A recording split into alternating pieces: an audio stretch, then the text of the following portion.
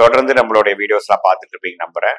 அறிவியல் சார்ந்த ஜோதிட கருத்துக்கள் சயின்டிபிக் வேதிக் அஸ்ட்ராலஜி முறையில ஒளி தத்துவம் நம்மளுடைய ஜாதகத்துல எப்படி நம்ம போன ஜென்மத்தில் செய்த பாவ புண்ணியங்களுக்கு ஏத்த மாதிரி நல்ல சாதகமான பலன்களும் சாதகமற்ற பலன்களும் இந்த பிறவியில் நமக்கு கொடுக்குறாருங்கிறது நம்ம பார்த்துட்டு இருக்கோம்.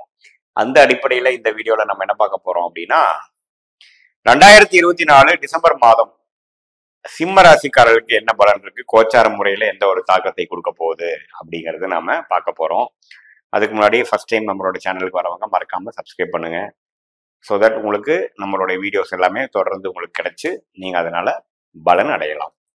சரி, இங்க பாத்தீங்கன்னா டிசம்பர் 2024 ஆண்டு கிரகம் என்று சொல்லப்படுகிற சூரியன், குரு, ராகு, கேது, சனி, இந்த 4 கிரகம் தான் ஆண்டு கிரகம் இல்லைங்களா? மீதி எல்லாமே மாதம் மாதம் மாறக்கூடிய கிரகங்கள். ஆண்டு கிரகம்னா ஆண்டுக்கு பயிற்சி அடையக்கூடிய கிரகங்கள். எந்த மாற்றமும் பெறப்போறது இல்லையே டிசம்பர் மாதம். ஸோ குரு பாத்தீங்கன்னா 10ஆம் இடம் என்று சொல்லப்படுகிற தொழில் ஸ்தானம், அதாவது ஜீவனஸ்தானத்திலேயே இருந்து டிசம்பர் மாதம் முழுது இருக்கிறார். அது 10ஆம் இடத்தில் இருக்கிறது ஒரு பலம் தான். 2ஆம் இடம் என்று சொல்லப்படுகிற வாக்கு, தனம், குடும்பஸ்தானத்தை பார்ப்பது இந்த 3 விஷயத்துக்கும் நல்ல பலத்தை நீடித்து கொடுக்கிறார். என்னதான் 2ஆம் இடத்துல கேது இருந்து வாய் மூலமாகவும் பண விஷயத்துல சில பிரச்சனைகள் வந்தாலும் குருவின் பார்வை நிவர்த்தி கொடுக்கக்கூடிய அமைப்பு, கடைசியா நல்ல ரிசல்ட் தான் கொடுக்கக்கூடிய அமைப்பு இருக்கு. 7ஆம் இடத்துல சனி இருந்து நண்பர்கள் விஷயத்துல அவ்வளவு சிறப்பு இல்லாமல், பங்குதாரர்கள் குடும்ப விஷயத்துல ஒரு கனெக்ட் இல்லாமல் இருக்கக்கூடிய அமைப்பு தொடர்ந்து இருக்கக்கூடிய வாய்ப்புகள் உண்டு. ஏன்னா உங்களுக்கு அந்த சனி 7ஆம் இடத்துல விலகிறதுக்கு இன்னும் 4-5 மாசம் இருக்கு. பக்கத்துல வந்தாச்சு, 3 மாசம் தான் இருக்கு. ஸோ அந்த அமைப்பு இருக்குங்க. அதே சமயத்துல 8ஆம் இடத்துல ராகுறது சில டிராவலிங், வெளி மாநிலம், வெளிநாடு, உங்க ஜாத அமைப்புல எப்படி கடல் தாண்டுவீங்களா, ஆறு தாண்டுவீங்களாங்கிற அமைப்புல கொஞ்சம் டிராவலிங் கொடுக்கும். குறிப்பா ராகு திசையே உங்களுக்கு நடக்கிறதா இருந்தா ரொம்ப டிராவலிங் கொடுக்கும் அமைப்பு இருக்கு. ஏன்னா ஒரு ராசிக்கு 7ஆம் இடத்துல ராகு இருக்கிறார். உடம்புல சில தொந்தரவுகள் போகலாம். பட் பொதுவா பார்க்கும்போது பிரச்சனை இல்லை. இந்த ஆண்டு கிரகங்கள் ராகு 8லும், கேது 2லும், குரு 7லும், குரு 10லும், சனி 7லும் நீடித்திருக்கிறார்.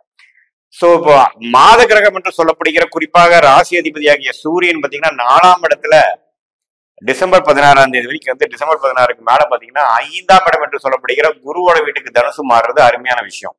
கொஞ்சம் மகிழ்ச்சி பெறக்கூடிய அமைப்பு, இதுவரை நீங்க செய்த முயற்சிக்கு ஒரு நல்ல பலனை கொடுக்கக்கூடிய அமைப்பு, கொஞ்சம் கடினமான உழைப்புல இருந்து கொஞ்சம் விலகி கொஞ்சம் ரெஸ்ட் எடுக்கக்கூடிய அமைப்பு. ஏன்னா குருவோட வீட்டுல சூரியன் ஒரு நல்ல ஒரு திட்பலம் பெறுகிறார்.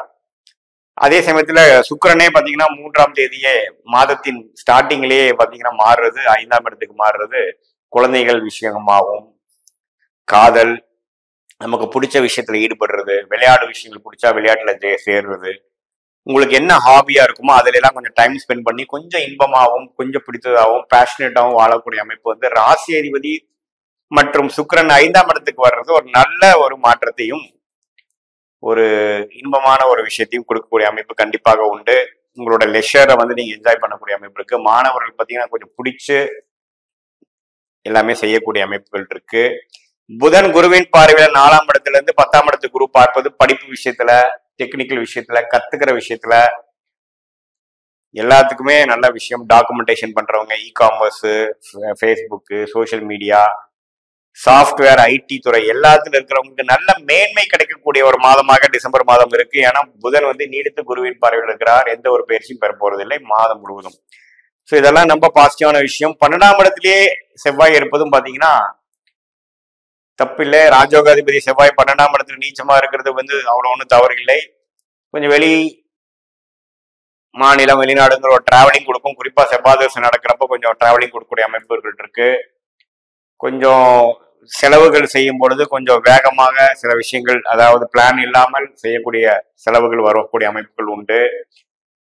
தூக்கத்தில் கொஞ்சம் மேன்மையாகக்கூடிய அமைப்பு, கொஞ்சம் வரவு செலவுல கொஞ்சம் கேர்ஃபுல்லா இருக்கக்கூடிய அமைப்பு, யாரையும் நம்பி ஏமாந்துடக்கூடாது. ஏன்னா 6ஆம் இடத்துக்கு கனெக்ட் ஆகும் பொழுது பாத்தீங்கன்னா ஏதோ ஒருத்தர் சொல்றாருன்னு ஒரு இன்வெஸ்ட் பண்றது, ஒரு ஸ்கேம்னு தெரியாம போய் மாட்டிக்கிறதுங்கிறதெல்லாம் கொஞ்சம் வாய்ப்புகள் உண்டு. கொஞ்சம் கேர்ஃபுல்லா இருக்கணும். ஏன்னா 7ஆம் இடத்துல சனி இருக்கிறார். நீங்க யாரை சந்திக்கிறீங்க, புதுசா யாரையோ சந்திக்கும் பொழுது உடனே நீங்க கமிட் ஆகக்கூடாது. ஏன்னா 7ஆம் இடத்துல சனி பாத்தீங்கன்னா நல்லவர்கள் தான் உங்க வாழ்க்கையில வராங்கன்னு நம்ம உறுதிப்படுத்த முடியாது, சொல்ல முடியாது, கன்ஃபார்ம் பண்ண முடியாது.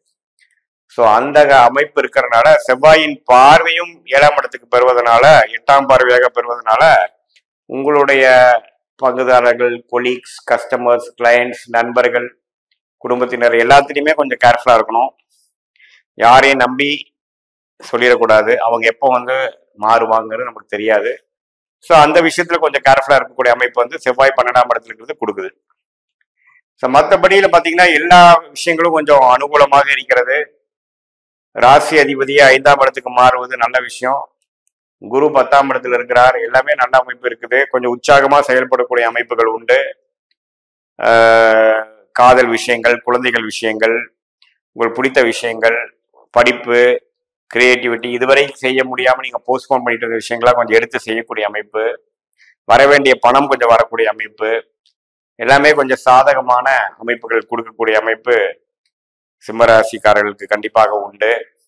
பூர நட்சத்திரம், உத்திர நட்சத்திரம், அப்புறம் மக நட்சத்திரம். உத்திர நட்சத்திரத்தின் முதல் பாதம், பூர நட்சத்திரத்தின் 4வது பாதம், மக நட்சத்திரத்தின் 4 பாதம் அடங்கிய சிம்மராசிக்காரர்களுக்கு பாத்தீங்கன்னா இது மாதிரி ஒரு அமைப்பு இருக்கு.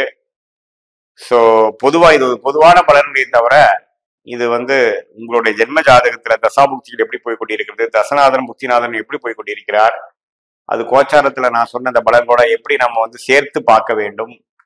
அப்படி பார்க்கும் பொழுது நம்மளுடைய past, present, immediate future and long term ஃபியூச்சர்ல சில கிளாரிட்டி பெற்று அது மூலமாக தக்க டெசிஷன் கரெக்டான டைம்ல எடுத்து வாழ்க்கையில வெற்றி பெறக்கூடிய அமைப்பு கண்டிப்பாக பெறலாம்.